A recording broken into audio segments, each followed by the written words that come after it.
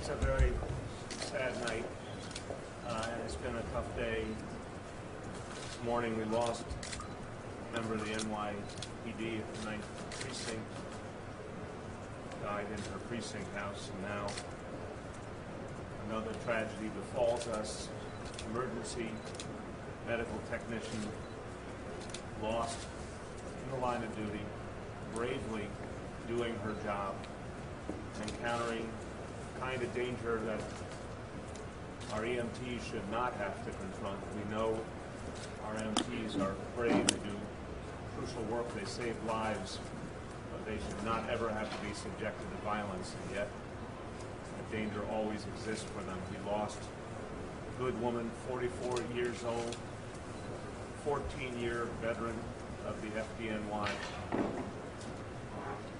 a mother of 5 children, and we are not putting forward her name at this moment because there are still several of her adult children who have not been notified. FDNY is making every effort with family members to locate them right now. So we want to respect the family, respect their grief, and not put the name out until children have been reached. A number of family members have come here to the hospital this evening.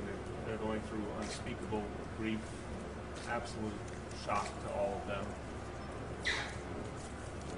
Commissioner Nigro will go into details, but I can say something simple in that she started her day, her shift today, like every other day, and then a senseless act of violence takes her life.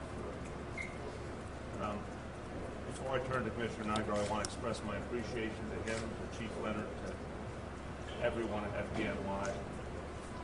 They have immediately provided all support to the family and to the many members of our emergency medical service who are grieving right now because they've lost a family member too.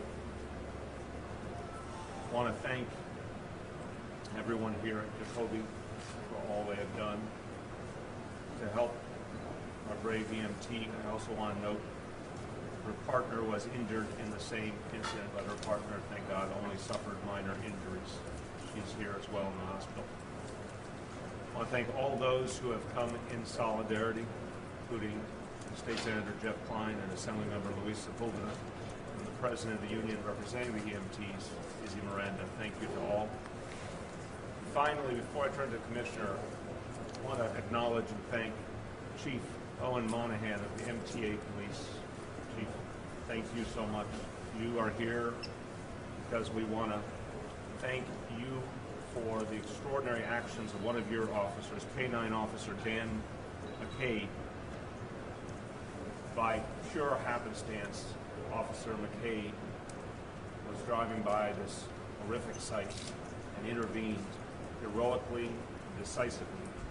So I just want to say to you, Chief, thank you. To you, to all the men and women of the MTA Police, and a special deep thank you to Officer McKay. And it's a tough moment for all, but it's a moment where we honor those who serve us and protect us. Finally, I want to say, even in this moment of tragedy, as Officer McDade stepped forward, a number of citizens stepped forward to help him. So I want to thank those good Samaritans who helped to apprehend the perpetrator and stop any other violence from afflicting others. A lot of heroism was on display today amidst a real tragedy. With that, I want to turn to our Fire Commissioner, Dan Nigro. Thank you, Mayor. Our fire department is certainly no stranger to tragedy. That being said, no matter how many times we do this, it does not make it any easier. Our 2 EMTs were in the process of responding to a call in Soundview when they were alerted to the fact that an individual was riding on the back of the ambulance. So they stopped the ambulance. They got out to see what was happening.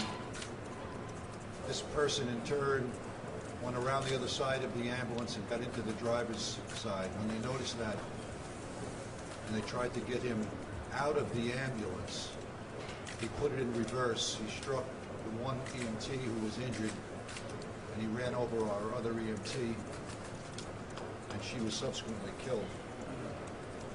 This happened at the intersection of Watson and White Plains Road in the Bronx, the Morris Park area. They were acting very bravely.